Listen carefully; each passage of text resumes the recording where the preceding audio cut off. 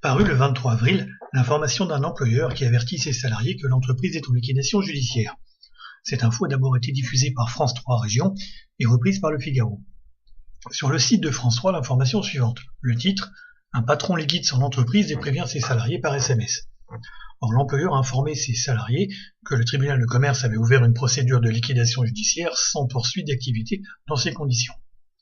En droit, ce n'est pas le patron qui liquide, mais le mandataire liquidateur, sur décision du tribunal de commerce. L'article indique d'ailleurs que le mandataire judiciaire a déclaré qu'il paiera le salaire du mois de mars fin avril. C'est le tribunal de commerce qui se charge de la procédure collective et non l'employeur.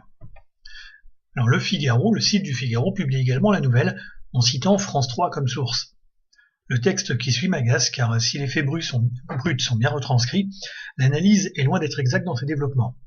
Je cite, à Ivry, des salariés prévenus de la liquidation de l'entreprise par SMS.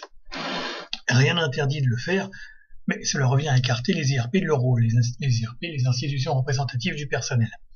Alors le Figaro poursuit à des salariés qui apprennent la perte de leur emploi par SMS. Alors c'est faux. Si en effet l'entreprise est placée en liquidation, on ne peut en déduire que les salariés sont licenciés, du moins automatiquement. Parce que l'entreprise, en totalité, peut être reprise par un repreneur, ou juste un établissement, ou juste quelques chantiers en cours. Donc ces salariés n'ont donc pas appris leur licenciement. Alors le Figaro poursuit en citant deux avocats en droit du travail.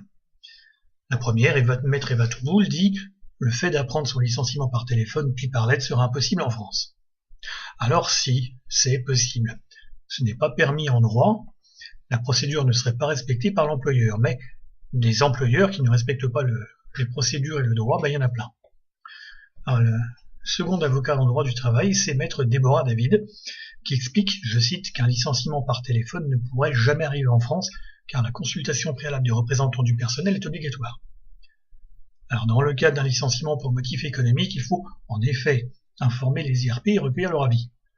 Quand ce n'est pas un licenciement pour motif économique, l'information en consultation des IRP n'est pas requise.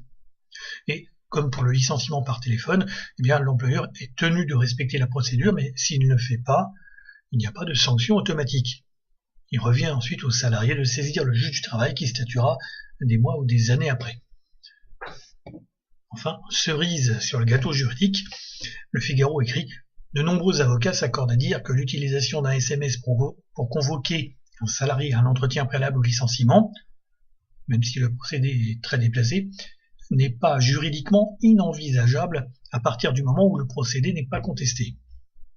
En clair, c'est valable si ce n'est pas contesté, car ce n'est pas la procédure écrite dans le Code du travail. Ce qui veut dire que si c'est contesté en justice, évidemment, l'employeur sera sanctionné.